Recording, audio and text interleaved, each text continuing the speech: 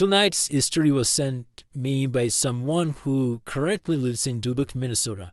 They asked me their real name not to be used for privacy reasons. Some identifying details have been changed, but the events themselves were described exactly as they remembered. Let's go to the main video. Use headphones for better experience.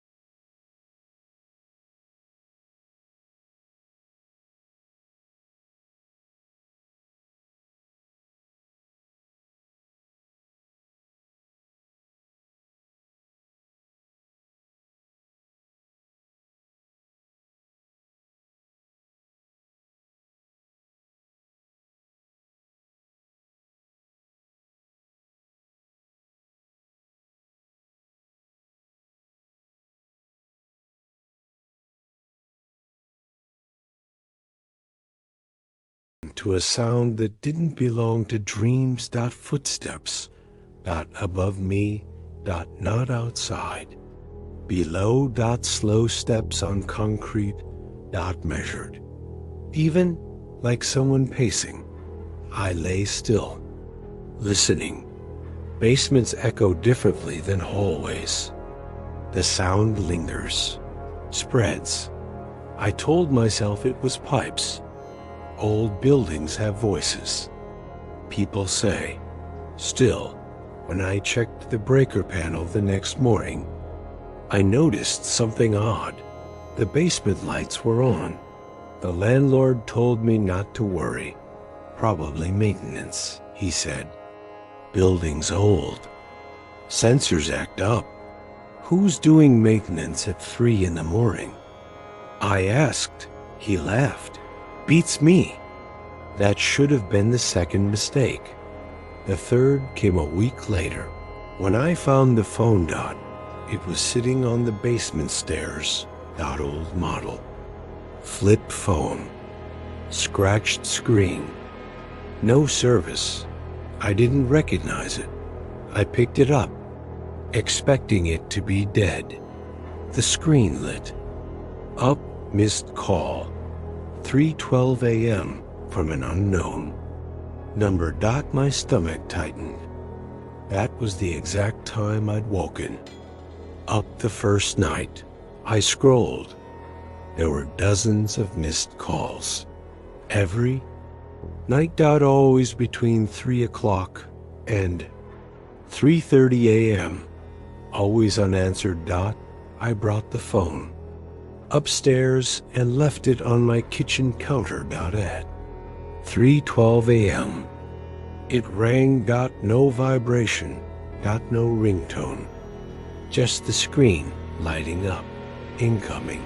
CALL unknown. He didn't answer. The call rang for 30 seconds, then stopped. I didn't sleep after that. The next morning, I asked the other tenants. There were only 2. An older woman on the 3rd floor and a guy on the 1st. Neither used the basement. I don't go down there, the woman said immediately. Why? She hesitated. Because it's not empty. What do you mean? She shook her head. People think empty means no one lives there, she said. That's not the same thing. The guy downstairs was more direct. Someone died down there, he said. Recently? No idea.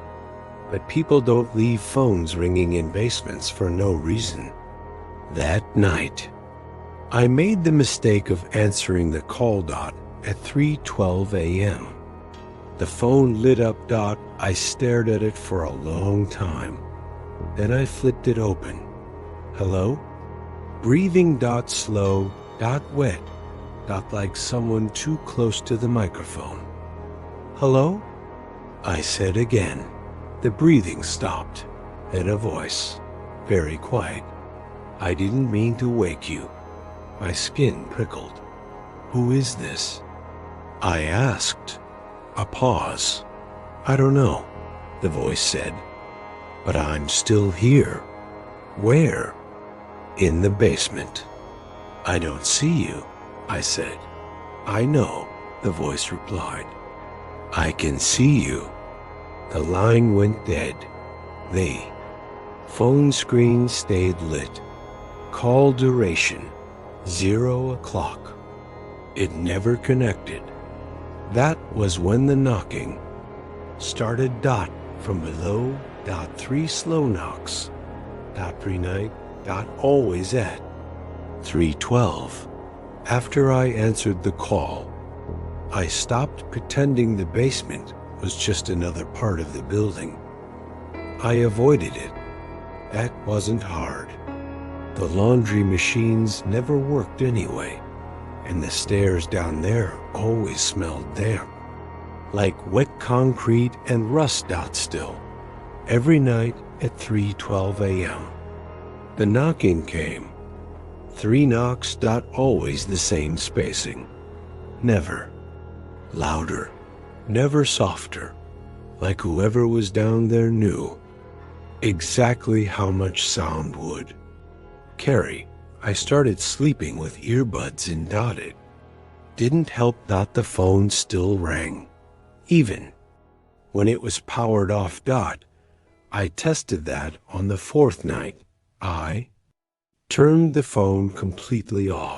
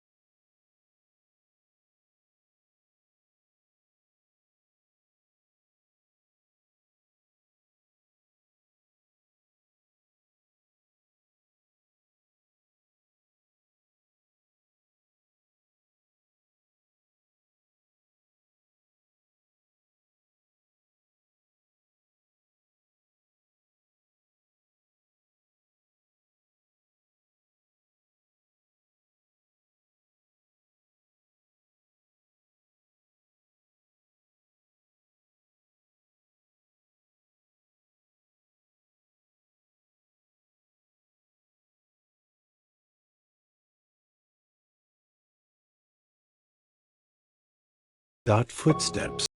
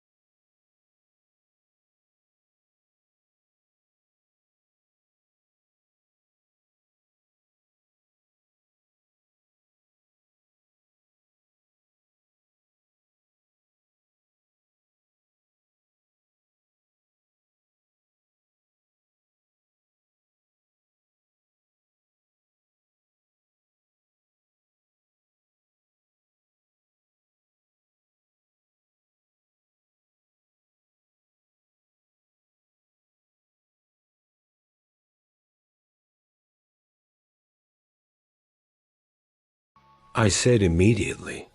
The phone vibrate.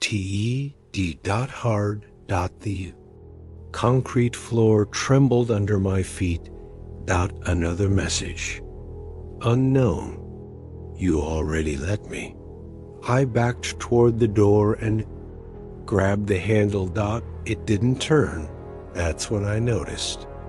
Something I hadn't before. The walls weren't plain concrete. They were layered. Paint over paint. Scratches. Filled in. Marks erased and redrawn. Names. Dozens of them. Some scratched. Some written in marker. Some burned into the surface. All crossed out. Except one. Mine. I felt my knees weaken. I never wrote that. I whispered. The phone vibrated again. This time, it spoke. No call. No speaker icon. Just sound. You didn't, the voice said. I did. Why? I asked. Because you answered. The room grew colder. Not freezing stale. Like air that hadn't moved in years. You're not the first, the voice continued. You're just the first who stayed. Stayed where?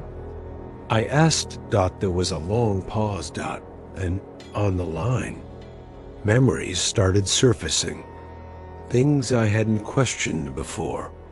The first night I moved in, how the phone was already charging. The landlord insisting I keep the old wiring as is. The way calls never came during the day.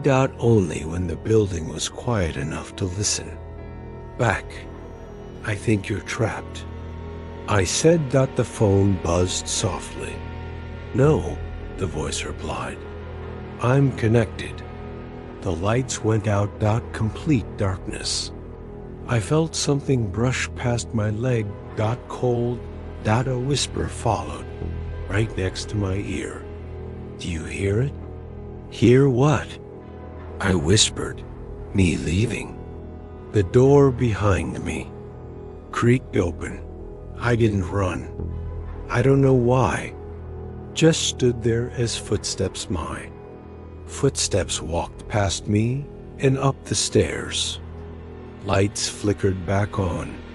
The chair was empty. The flip phone was gone.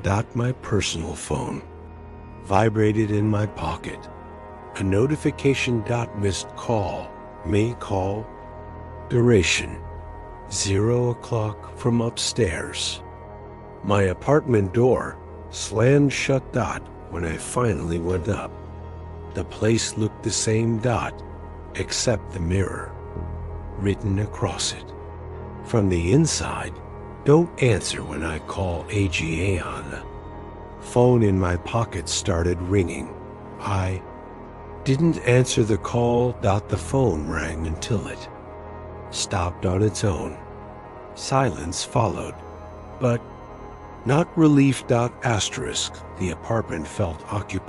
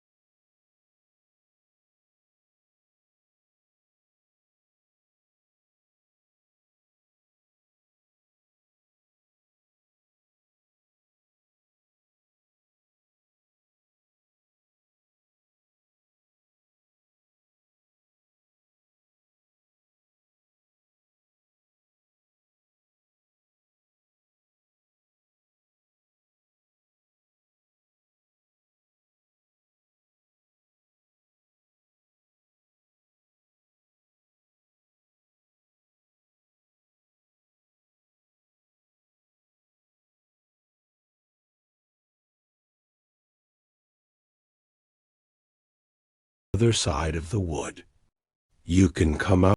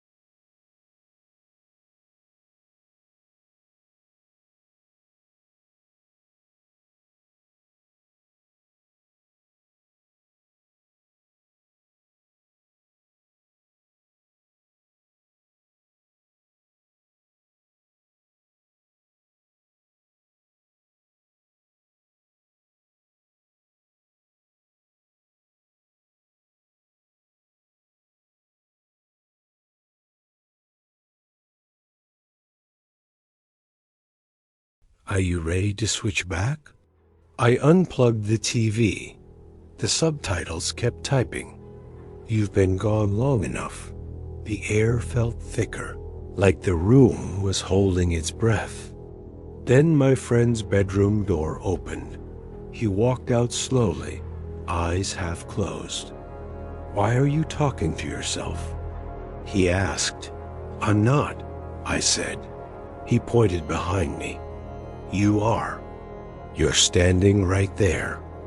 I didn't turn around.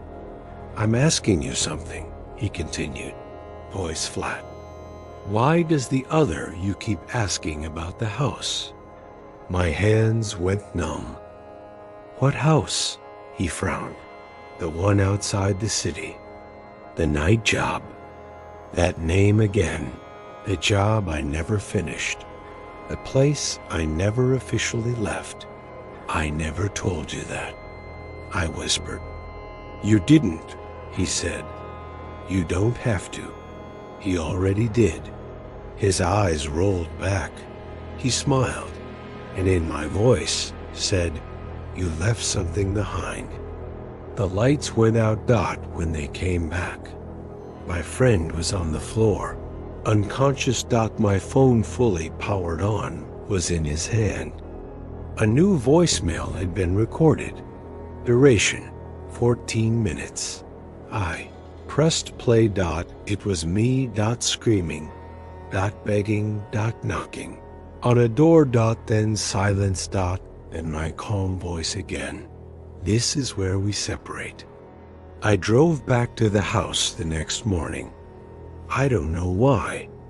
Maybe curiosity, maybe guilt, maybe something inside me wanted to finish what started. The gravel road was still there. The trees still leaned inward. The house looked newer. Lights on. Warm. Occupied. The front door was unlocked. Inside. The furniture was different, but familiar. Photos on the wall. Photos of me. Smiling. Living a life I didn't remember. In the hallway mirror, someone had written in condensation, Only one of us can stay. From upstairs, I heard my phone ringing. The same ringtone. The one I never changed. I answered it and heard myself say, Thank you for coming back. Now don't hang up. I didn't hang up after the call ended. That's the part people don't understand.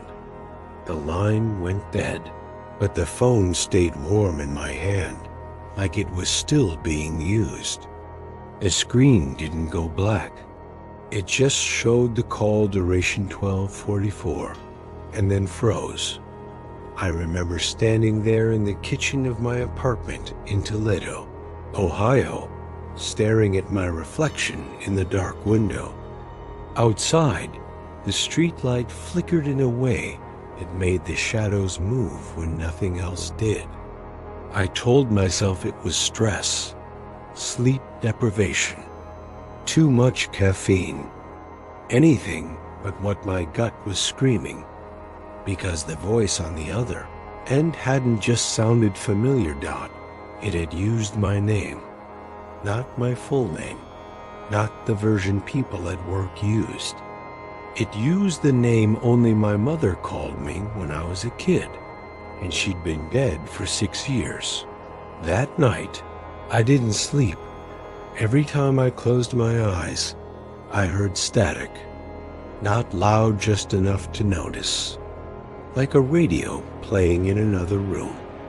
Around 3:17 a.m., my phone buzzed. No ringtone. No vibration setting. Just buzzed. I picked it up immediately. No number. No missed call notification. Just one line of text in my notifications. You didn't answer the question. My stomach dropped. I scrolled back through my call log. The call from earlier wasn't there anymore, like it never happened. I checked my voicemail. Empty. I tried to convince myself someone was messing with me. A prank, a scam. But none of that explained how the voice knew what it knew. At 3:22 a.m., the phone rang again. This time, the screen didn't light up. The sound came from inside the phone itself, muffled, distorted, like it was.